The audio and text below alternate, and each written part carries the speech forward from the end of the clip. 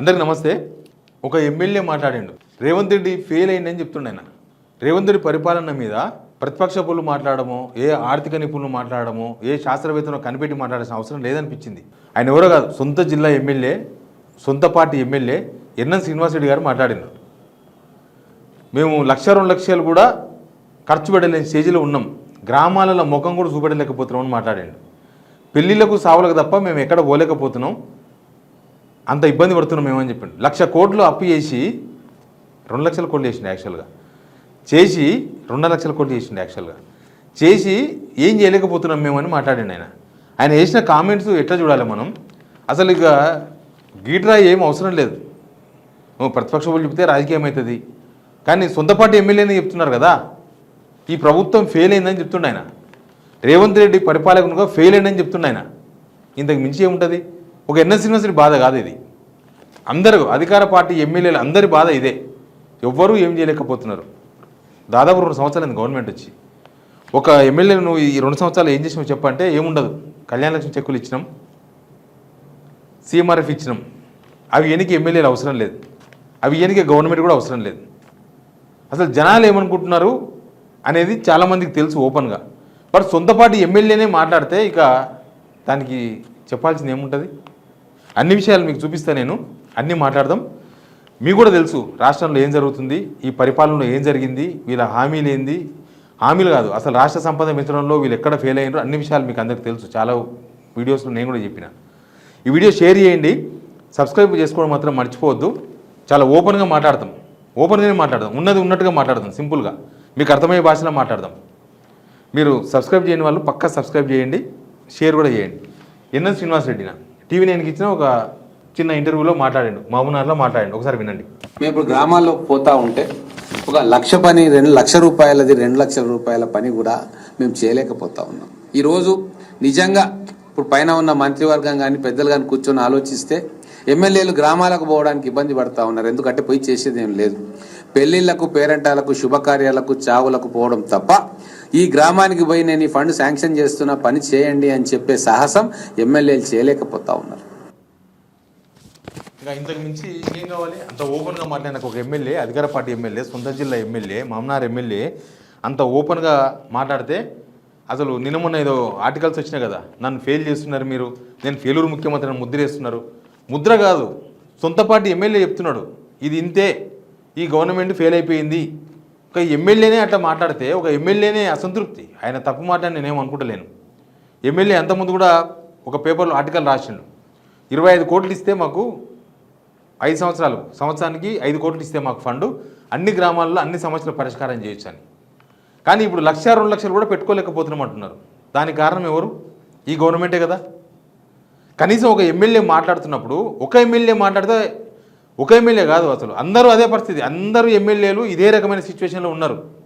ఏంటంటే రేవంత్ రెడ్డి చెప్తాడు కదా, సివిల్ కేసుల్లో గెలిచినోడేమో గెలిచినోడేమో ఇంటికి పోయి ఏడుస్తాడు, ఓడిపోయినాడు కోర్టులో ఏడుస్తాడని. వీళ్ళు ఎమ్మెల్యేగా గెలిచి కూడా ఏడుస్తున్నారు, ఏం చేయనికే లేదు. దీనిలో గవర్నమెంట్ మొత్తం ఫెయిల్ అయిందని అర్థం. దీనిలో మినిస్టర్లు ఫెయిల్ అయ్యాడు, ముఖ్యమంత్రి ఫెయిల్ అయ్యాడు, ఎమ్మెల్యేలు కూడా ఫెయిలే. ఎమ్మెల్యేలను ఫెయిల్ చేసింది ఎవరంటే మంత్రులు ఎమ్మెల్యేలు ఎవరు ఫెయిల్ చేసినట్టే ముఖ్యమంత్రి ఫెయిల్ చేసిండు. ఇక గవర్నమెంట్లో ఇట్లాంటి సిచ్యువేషన్ ఉండక తెలంగాణ వీళ్ళు చెప్పిన దానికి చేసిన దానికి ఏమైనా మార్పు అంటే ఇదేనా? ఇదే కదా మనం క్వశ్చన్ చేయాల్సింది. మార్పు అంటే ఇక మీ ప్రభుత్వం మీద, మీ ప్రభుత్వ పనితీరుకు, రేవంత్ రెడ్డి గారి ప్రభుత్వ పనితీరుకు ఇదే అర్థం పడుతుంది. ఇక నాకు కొంతమంది అంటారు, అన్న రేవంత్ రెడ్డి గవర్నమెంట్లో చెప్పేది ఏదైనా మంచి చెప్పొచ్చు కదన్న అని. ఏం చేస్తున్నాగా చెప్పాలా మంచి? మీ ఎమ్మెల్యేకే ఎక్కడ మంచిగా అనిపిస్తలేదు, మీ ఎమ్మెల్యేకే కూడా కాదు, ఒక్కరు కూడా నేను మాట్లాడను. చాలామంది ఎమ్మెల్యేల పరిస్థితి ఇట్లే ఉంది కాబట్టి చాలామంది ఎమ్మెల్యేలు, అందరు ఎమ్మెల్యేలు, అధికార పార్టీ ఎమ్మెల్యేలు ఇట్లుంటే ఇంకా ప్రతిపక్ష ఎమ్మెల్యేల దగ్గర ఏముంటుంది? ఏముండదు. ఈయనకు అసలు ఒక వ్యూ లేదు, ఓ డబ్బులు ఎట్లా సమకూర్చాలి, సంపద ఎట్లా పెంచాలి, ఎట్లా పంచాలనో తెలియదు. వీళ్ళ దగ్గర ఒక ప్లానింగ్ లేదు, అసలు ఏం ప్లానింగ్ లేదు వీళ్ళకు. తెలంగాణను ఎట్లా పరిపాలన అనుభవం లేకపోవడం అనాలన్నా, లేకపోతే ఇక ఇంతే మేము ఇంతే అనుకోవాలన్నా, లేకపోతే వాళ్ళు కొట్టుకొని వాళ్ళ సంపద పెంచుకోవడమేనా, వాళ్ళు సంపద పెంచుకునే ప్రయత్నంలో భాగంగా తెలంగాణను మొత్తం ఇట్లా కొలాప్స్ చేసే ప్రయత్నాలు చేస్తున్నారా ఏమన్నా? ఏం అర్థమైతే లేదు. ఈ ప్రభుత్వం ఇట్లా పనిచేస్తుంది. ఒక బాధ్యతగా ఎమ్మెల్యే మాట్లాడింది కదా, ఓపెన్గానే మాట్లాడండి. ఒక బాధ్యత ఉన్న ఎమ్మెల్యే, మిగతా ఎమ్మెల్యేలు మాట్లాడకపోవచ్చు. మీ కాన్స్టిట్యున్సీలో ఏం డెవలప్మెంట్ అయిందో మీకు తెలుసు, ఈ వీడియో చూస్తున్న ప్రతి ఒక్కరికి తెలుసు. వాళ్ళు ప్రజల దగ్గరికి పోతలేరు, ముఖం చూపించలేకపోతున్నారు. ఇది వాస్తవం. ఏ ఎమ్మెల్యే జనం దగ్గర పోయి ముఖం చూపించే పరిస్థితి లేదు ఈ గవర్నమెంట్లో. దానికి ఈ ప్రభుత్వం ఫెయిల్ అయింది కాబట్టి చూపించలేకపోతున్నారు. ఎవరి దగ్గర రూపాయి లేదు, గవర్నమెంట్ దగ్గరనే రూపాయి లేదు, గవర్నమెంట్ జీతాలకే పైసలు లేవు, అప్పులు నిండిపోయిన మొత్తం. ఇది పరిపాలన సామర్థ్యానికి నిదర్శనం. ముఖ్యమంత్రి బాధ్యుడవుతాడు దీనిలో. సింపుల్గా ఒక పెద్ద మనిషి ఎవరో నాకు ఒక మెసేజ్ పెట్టింది వాట్సాప్లో. ఇప్పుడు ఆయనకు చేత కాకపోతే దిగిపోవచ్చు కదన్నా, కనీసం వేరే ఎవరైనా వచ్చి వాళ్ళు ఏమైనా చేస్తారేమో. ఇప్పుడు నాకు అప్పు పుడతలేదు, డబ్బులు దొరకలేవు, మాకేం లేవు, మేము పోతే చెప్పుల దొంగలాగా చూస్తున్నారు, అంత పెద్ద పెద్ద మాటలు ఎందుకు? ఒకవేళ మనతోనే కాకపోతే దిగిపోతే వేరే ఎవరిని వచ్చి ఏమైనా ప్రయత్నం చేసినాం. మనిషికి ఒక ఆలోచన ఉంటుంది కదా, వాళ్ళకి ఏమైనా ముఖ్యమంత్రి ఇస్తే వాళ్ళు ఏమైనా చేస్తారేమో, ఎందుకు అనవసరంగా ఉండడం అని నాకు ఒక ఆయన పెద్ద మనిషి పెట్టిండు, ఒక మెసేజ్ పెట్టిండు. దాన్ని చూస్తే నిజమేమో అనిపించింది. అసలు ఈ ప్రభుత్వానికి ఇంతకు మించి గీట్రాయి ఇంకొకటి లేదు. ఇది తిరుగుబాటు అనేది చెప్పాలి. ప్రభుత్వాన్ని ఇంకొక కొన్ని రోజుల తర్వాత తిరుగుబాటు డైరెక్ట్గా ఇట్లా మాట్లాడుతున్నారు. డైరెక్ట్ ఎమ్మెల్యేలో వచ్చి సీఎం ఇంటి ముందరో మినిస్టర్ల ఇంటి ముందర ధర్నా చేస్తారేమో. మా కాన్స్టిట్యున్సీలో కనీసం పలానా కలవాటు కట్టుండ్రి, పలానా దగ్గర మోరీ వేయండి, కనీసం చెత్త ఎత్తనికే జీతం అక్కడ పనిచేసే కార్మికులకు జీతాలు ఇవ్వండి అని ధర్నాలు చేయాల్సిన సిచ్యువేషన్ కూడా వస్తుందేమో. సొంత ఎమ్మెల్యేనే తిరుగుబాటు స్వరం వినిపిస్తున్నారంటే వాళ్ళ పరిస్థితి ఎంత దారుణంగా ఉందో కూడా అర్థం చేసుకోవాలి. ప్రభుత్వం కూడా అర్థం చేసుకోవాలి. మరి ఎందుకు ఒక ఇంటి పెద్ద మనిషి ఆయన జాబ్ చేయకుండా, ఏం పని చేయకుండా, పైసలు సంపాదించకుండా, పిల్లలను చదివించకుండా, పిల్లలను పోషించకుండా, ఇంటి కిరాయి కట్టకుండా, ఇంటి కరెంట్ బిల్లు కట్టకపోతే ఇంకెందుకైనా? ఇప్పుడు ఆయన పరిస్థితి అట్లే ఉన్నది. అదే ఆ ఇంటి అనేదే తప్పు, ఇక్కడ కూడా ప్రభుత్వ పెద్ద అనేదే తప్పు. ఆయన చేయకపోతేనే ఇట్లాంటి సిచ్యువేషన్. సర్కారుల నిరాశ, ఇంకా నాయకత్వం మీద వీళ్ళకి నమ్మకం పోయింది. ఎమ్మెల్యేలకు మా ప్రభుత్వం ఏదో చేస్తుంది అన్న నమ్మకం వాళ్ళకే లేదు. ఇంకా జనాలు ఎట్లా నమ్ముతారు ఈ ప్రభుత్వం ఏదో చేస్తుందని? ఎక్కడ నమ్మాలి జనాలు?